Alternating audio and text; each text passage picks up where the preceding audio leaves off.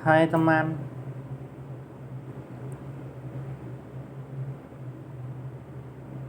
perkenalkan, namaku Joseph Moses. Aku sekarang umurnya 27 tahun. Ya, bisa dibilang lah, aku gagal dalam banyak hal. Kehidupanku ya begini-begini aja sih. Dibilang tidak ada yang istimewa, juga nggak ada yang cukup membahagiakan lah. Semuanya terasa begitu saja, berjalan dengan apa adanya.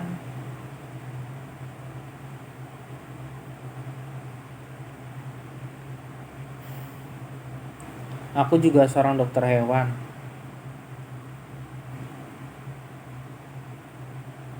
Bisa dibilang aku baru lulus sih. Jadi aku itu masuk kuliah sekitar tahun 2013. Bagiku itu adalah suatu berkat di mana aku bersyukur buat semua apa yang terjadi dalam hidupku kan. Sampai akhirnya ya paham lah gimana rasanya drama menjadi mahasiswa kan. Banyak perjalanan yang aku alamin, banyak hal banget yang aku alamin. Jadi sampai akhirnya aku tuh lulus sekitar 5 tahun lah, 5 tahun lebih sepertinya, 5 tahunan lah. Terus singkat cerita, aku merantau ke Makassar.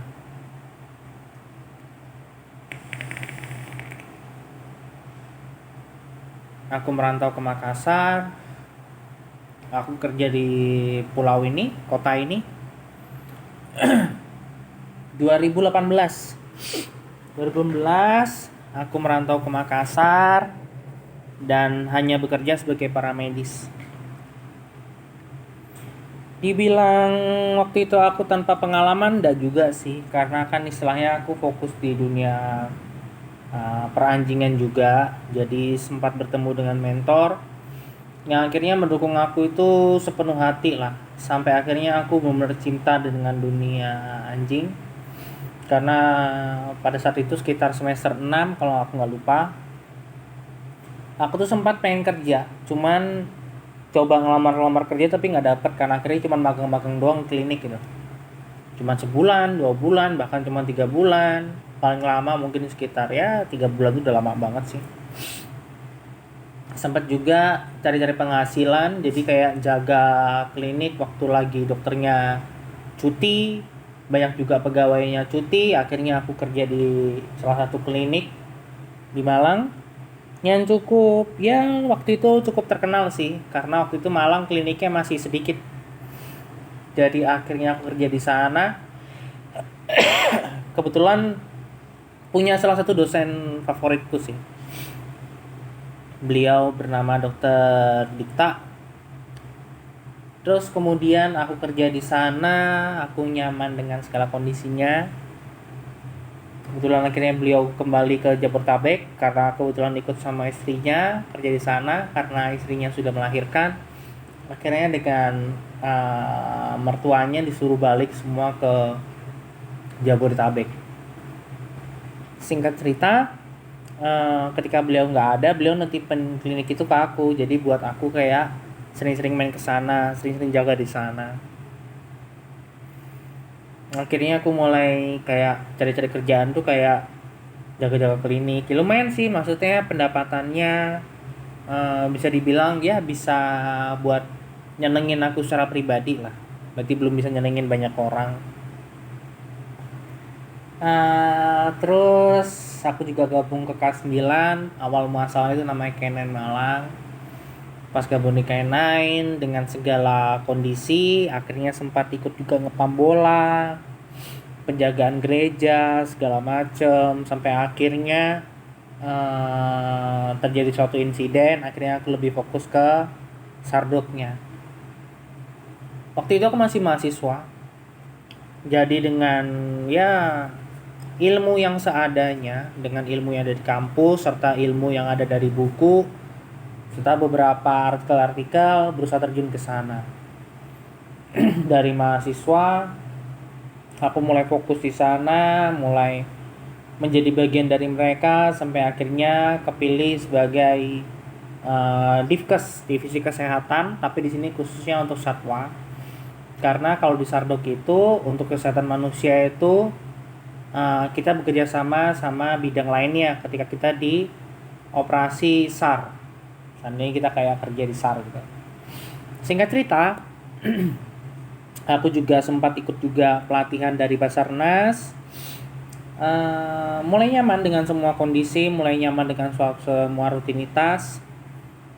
Tiba-tiba ya namanya mahasiswa udah lulus S1. Waktu itu aku sempat juga galau karena 3 bulan itu nggak jelas. Sempat waktu itu orang tua juga mengucapkan satu kata-kata sampai akhirnya aku termotivasi secara pribadi. Aku memutuskan untuk karena tawaran dari kakak rohani sih, jadi tawaran. Akhirnya aku terjun ke Makassar. Aku mulai merintis di Makassar bisa dibilang cukup luar biasa karena ya banyak hal lah, banyak suatu proses di mana aku dibentuk secara karakter, istilahnya rendah hati, bukan rendah diri, rendah hati. Walaupun aku anak satu, waktu itu banyak kejadian sampai akhirnya aku mulai kerja itu kayak masuk malam dulu sebagai paramedis. Aku ingat banget waktu itu karena aku waktu itu nggak jelas banget, itu kayak nggak jelas job deskku apa. Akhirnya itu kayak sempat cuman kayak lihat sertifikat, aku baca-baca di sana sertifikatnya apa aja. Satu hari seperti itu, hari kedua sama, sampai hari ketiga pun sama. Terus singkat cerita berlalu selama 2 bulan, akhirnya aku memutuskan balik ke Malang karena waktu itu sempat ada satu tes koas. Karena kalau di UB itu ada namanya tes sebelum masuk koas itu. Waktu itu tes 2 kali, ternyata ya mungkin belum jodoh ya, akhirnya nggak lolos sih. Terus mulai menimang, akhirnya balik lagi ke Makassar. Ketika balik aku nggak langsung jadi paramedis ya, jadi paramedis, cuman masih paramedis junior sih, jadi kayak masih ikut segala macem sampai akhirnya 2 bulan tiba-tiba dilempar ke groomer karena waktu itu anak groomer banyak yang cuti, terus juga banyak yang sakit segala macem. Akhirnya dilempar ke groomer dengan segala macam pekerjaannya cukup nyaman, dengan gaji yang menggiurkan serta kerja yang sungguh sangat melelahkan. Karena mungkin aku nggak terbiasa kan istilahnya kerja hanya duduk saja gitu. Kerjanya itu banyak duduk juga jadi groomer itu. Terus akhirnya itu aku setelah 3 bulan itu akhirnya ditarik lagi ke paramedis. Nah ketika 3 bulan menjadi paramedis itu tiba-tiba entah kenapa langsung naik jadi paramedis tetap, paramedis belum paramedis senior sih, masih paramedis biasa. Singkat cerita waktu itu aku mulai kerja sebagai paramedis biasa ya, melakukan segala macam rutinitas. Namanya akhirnya kalau nggak salah 3 bulan apa 4 bulan ya, mulai dapat kesempatan. Jadi itu impianku dulu itu masuk malam sendirian. Nah, cuman waktu itu kan aku belum dapat tuh karena masih paramedis junior kan. Akhirnya itu hanya masuk pagi, masuk siang gitu kan. Misalnya ngelakuin rutinitas sampai akhirnya masuk malam. Waktu itu aku juga minta diajarin sama salah satu paramedis senior di sana, belajar di ruang operasi. Singkat cerita, mulai akhirnya di ruang operasi belajar, masih didamping sama paramedis senior, ikut operasi. Terus kemudian aku lupa tepatnya kapan, akhirnya mulai operasi pertama. Itu rasanya panik banget. Sampai aku nyiapin alat-alat operasi itu sampai nonton ataupun lihat-lihat foto-foto alat-alat yang dipakai. Karena istilahnya itu di sana itu kalau mau operasi itu harus dipersiapkan alatnya sesuai apa yang diarahkan sama dokter yang ada di sana. Sebulan kalau nggak salah atau seminggu ya, anggaplah 1 bulan lah, aku operasi itu masih sering lihat contekan kayak habis ini apa gitu kan. Singkat cerita udah tuh mulai ada paramedis baru, akhirnya mulai ada jadi senior, ada junior, mulai kerja sampai akhirnya di satu titik di mana dapet kepercayaan istilahnya, disuruh pegang ruang operasi, walaupun itu secara tidak langsung ya, tapi sering diajak ngomong, dipegang ruang operasi sama dokter senior juga, sering diajak operasi,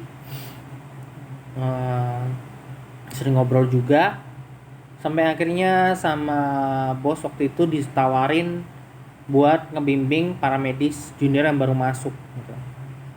Singkat cerita dengan segala macam rutinitas, ikut operasi, kerja seperti biasa, pengobatan segala macam.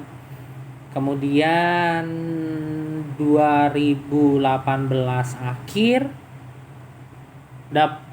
dapat info kalau ada pendaftar, bulan September 2018, enggak, sebelum bulan Januari apa bulan Mei ya apa Juni aku lupa, sekitar pokoknya 2018 itu dapat kabar kalau ada tes koas. Tapi karena lagi kondisi pandemi, kita akhirnya tes koasnya itu online lah. Awalnya kan aku pengen pulang tuh, tapi karena online akhirnya ya udah full sambil kerja gitu. Akhirnya selama 6 bulan lebih mungkin ya, 6 bulanan atau 6 bulan kurang itu kerja itu hanya kayak ya udah kerja sambil kuliah gitu. Pagi kuliah dengan segala kesibukan, kerjain tugas segala macam, sampai akhirnya malamnya kerja.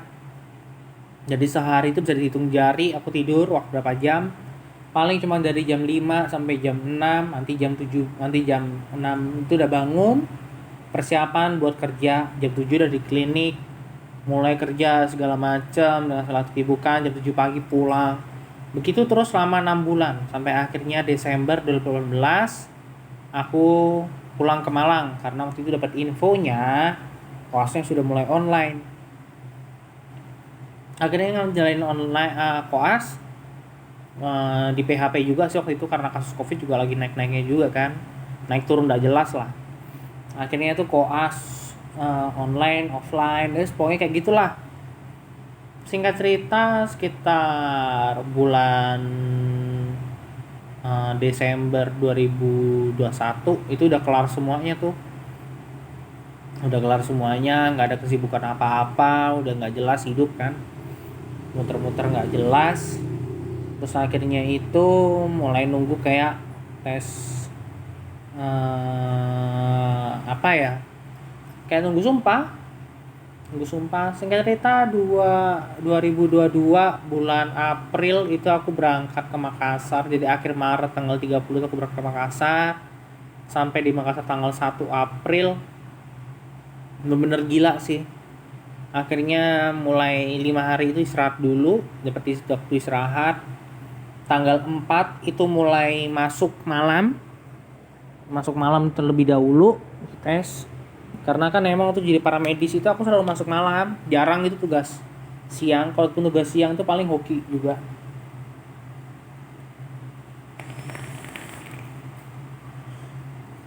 Akhirnya mulai tugas, selama 2 minggu aku ingat banget tuh, aku masuk malam terus sampai akhirnya dapat libur.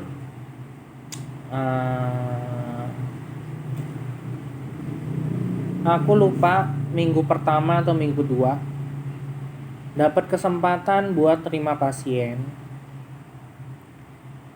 Kebetulan itu owner loyalnya di tempat kerjaku sekarang ngedrop sih. Jadi salah satu anjingnya itu datang dalam kondisi udah mati karena kena racun tikus.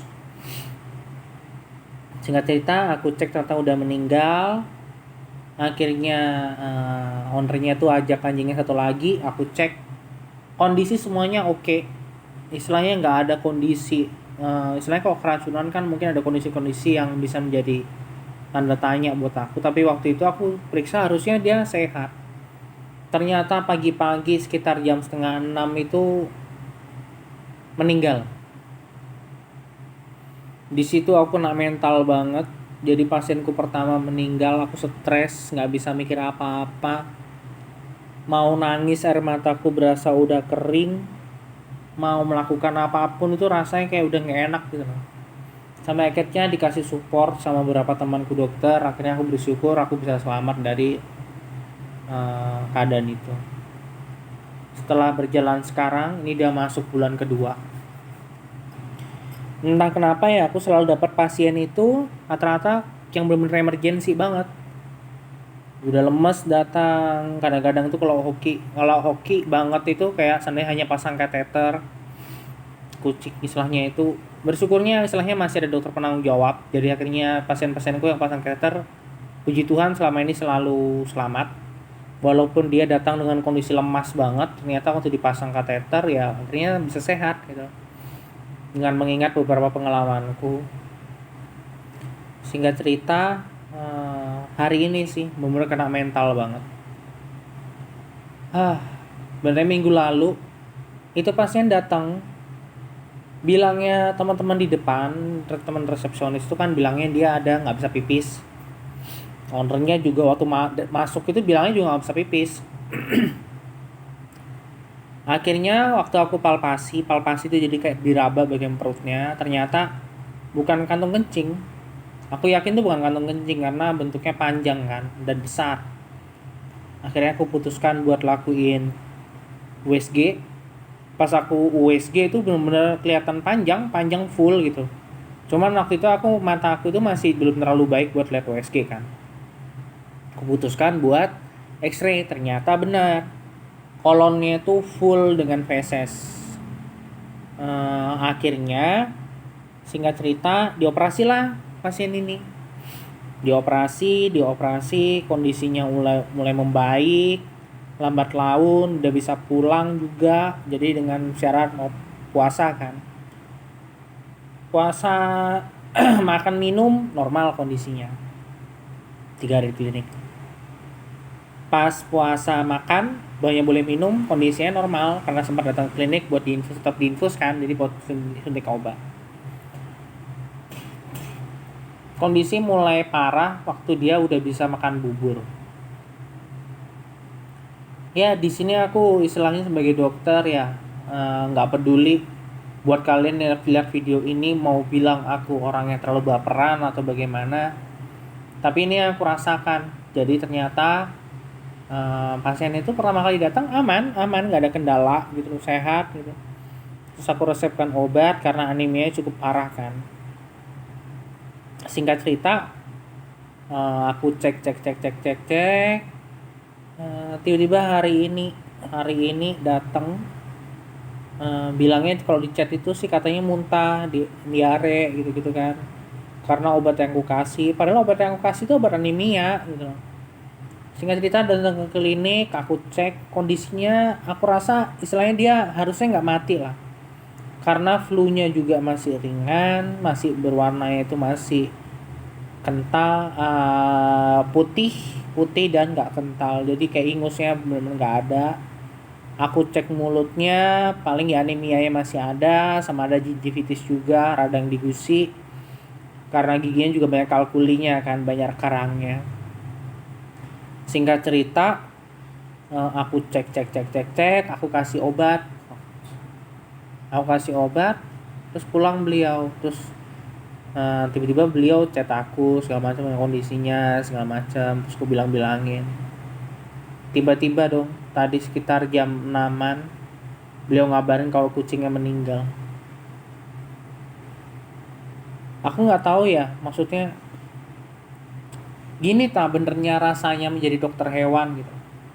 Ini tak rasanya kehilangan sesuatu. Bisa dibilang anggaplah aku masuk 2013, aku lulus 2021. Jadi aku bisa dibilang 2022, bisa dibilang kuliah itu selama 9 tahun ya. 9 tahun lah ya. 9 tahun dengan proporsi aku sudah kerja, udah pernah kerja, sudah pernah magang, sudah pernah ya berbagai macam hal. Ternyata menjadi dokter nggak semudah itu. Hah, bisa dibilang kalau jadi dokter itu kayak bagiku berat banget sih. Stres banget. Bayangkan nih hari ini aku ya, tiba-tiba kayak apes aja gitu loh. Tiba-tiba baut di motor koplingku itu tiba-tiba lepas. Murnya sih, baut kepalanya masih ada tapi baut bagian bawahnya udah nggak ada. Terus aku tahan pakai tangan, aku jalan. Terus tiba-tiba perjalanan itu macet, banjir. Aku tetap jalan. Jadi karena tadi tuh pulang dari jam 6 sampai jam 8. Setengah 8 atau setengah jam nggak jelas itu aku muter-muter. Sampai akhirnya aku sampai di rumah masih tetap hatiku rasanya kayak sakit banget gitu. Ah, gimana ya maksudnya caranya mungkin seandainya kalian ngelihat ini ke depannya entah setahun lagi atau 2 tahun atau 3 tahun lagi, gimana caranya buat ngilangin rasa ini gitu. Mungkin buat diriku nanti yang 3 tahun lagi ataupun 2 tahun lagi mungkin kamu ngerasa mungkin aku alay ya karena dokter muda juga kan ya. Masih dokter newbie, masih bego milihin obat, masih bego milihin antibiotik.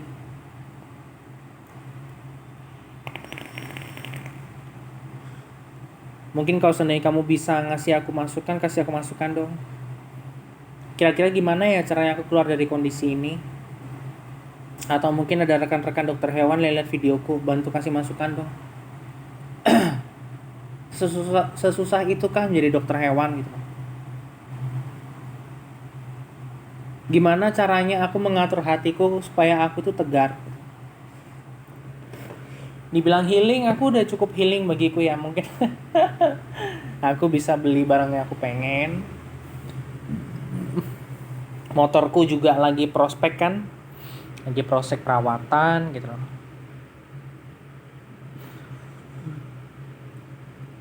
Aku hancur.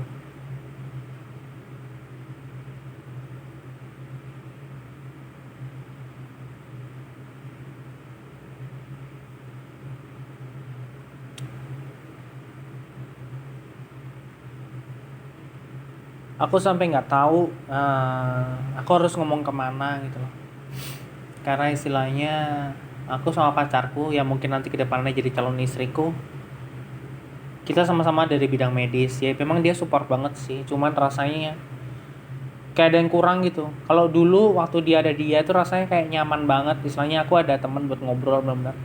Kalau sekarang kan ngobrolnya hanya by phone ya, jadi kayak susah gitu. Aku tuh pengen ngobrol banyak hal gitu, pengen punya temen nih istilahnya bisa dijak ngobrol.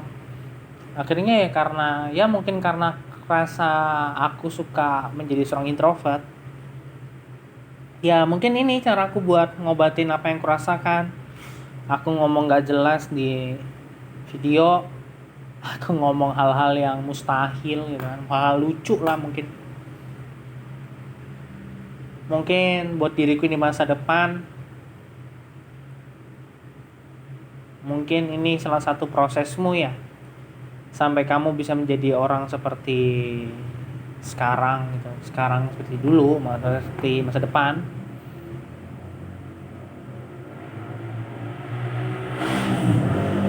Aku hanya bisa bersyukur dengan segala macam proses sih. Ya, mungkin itulah. Aku tak lanjut telepon pacarku deh. Ya, aku hanya bisa bilang semangat Moses. Aku tahu ini berat, tetapi kamu calon dokter hewan sukses di masa depan. Kamu calon dokter hewan yang bisa melakukan banyak hal di masa depan. Segala macam proses, segala macam hal yang bisa membuat kamu senang, lakuinlah itu semuanya. Asal jangan kelewatan sih. Ya, semangat.